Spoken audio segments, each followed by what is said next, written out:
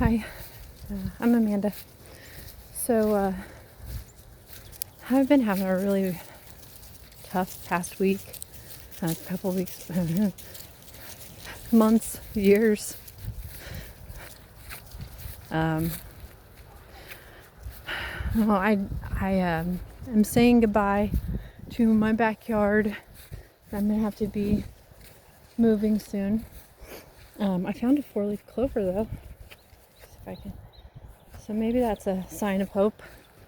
But I mentioned in my first video that I was facing some legal consequences from very bad choices I made when I was drinking, and I've been waiting for a decision to come from the court for over a year, and I've been in intensive community-based treatment since April of last year, and went to inpatient treatment, which honestly gave me, a totally different perspective on how I'd been viewing how to recover, and helped quite a bit in getting away from a lot of the toxicity in my life,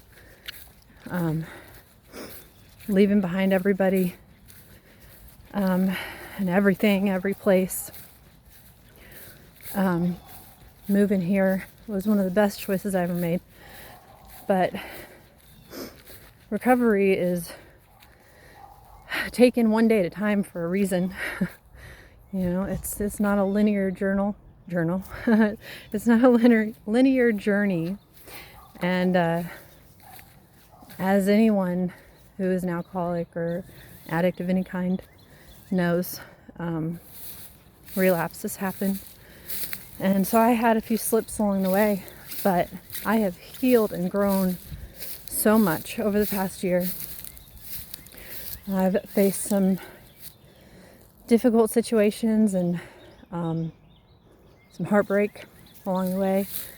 I found what I thought was the first healthy relationship with a partner that I'd had in my life, and turned out alcohol found a way to destroy that too.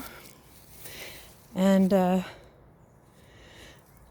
don't know, lately I've been feeling really ostracized from my home, my family, and it's been tough. And now I'm gonna have to walk away from this place that I've grown to love. And the sentence that I got from the court was not what I expected it to be. I had hoped that the past year in intensive treatment and inpatient treatment and the efforts that I'd made, they would allow me to continue outpatient treatment or community-based treatment that has been extremely effective for me. And not just maintaining my sobriety, but also learning, the reasons why I was drinking, and the pain that I had pushed down so far. I've forgotten it even existed. So, over the past year, I've been working through those things and the effects they've had on me, which has not been easy, but it has been worth it. But anyway, I'm gonna have to go to DOC, to prison for a while, for a 120-day treatment program. And I was really disappointed by that. Hang on a second, my dog's got herself all jumbled up. Gypsy. Anyway, yeah, I was really disappointed. I was a lot of things. I was angry, I was frustrated, I was sad, terrified. And I wasn't sure how to proceed from that news, because I really didn't think that they were going to send me to prison. I mean, I don't feel like I belong there, but apparently the court does. And I'm trying to see the silver lining, you know.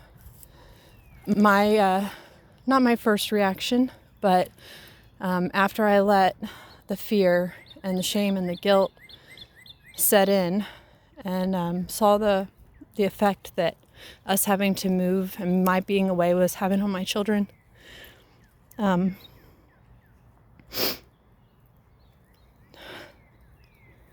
did have a momentary relapse, and you know, again, that I mean, just solidified the fact that that was not the life that I wanted to lead. I don't want to drink. I don't want to be a drunk. I don't want to miss out on my kids' lives. I don't want to be in prison. I don't want that life. I never wanted it to begin with. I was just self-medicating and didn't really know another way.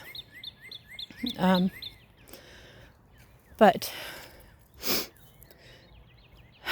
anyway, the silver linings that I'm trying to see are that, and the breakthrough that I've had really is that if that was the reaction that I had to that news, you know, which is pretty bad, pretty earth-changing, earth-shattering news. But if that's the reaction that I had, then obviously I was not in as good a place as I thought, and I can still benefit from treatment.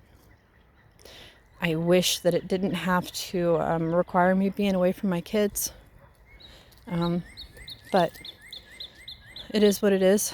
I wish the justice system saw more value in community-based treatment for, you know, for offenders, for humans, for addicts, for alcoholics who aren't a danger to society, who don't need to be separated from community, because really we need that community a lot to recover. But I am not in a position at the moment to make any significant changes there. Hopefully one day. But I just am sharing my story, one, because it helps me to process, and two, hopefully it helps someone else out there feel not so alone if they're going through something similar or have in the past. But anyway, I'm going to try to be strong and be positive, and I'm not going to return to old habits or coping mechanisms that really do not help me at all in the least. And I hope everyone has a good day. Stay strong. You are worth it.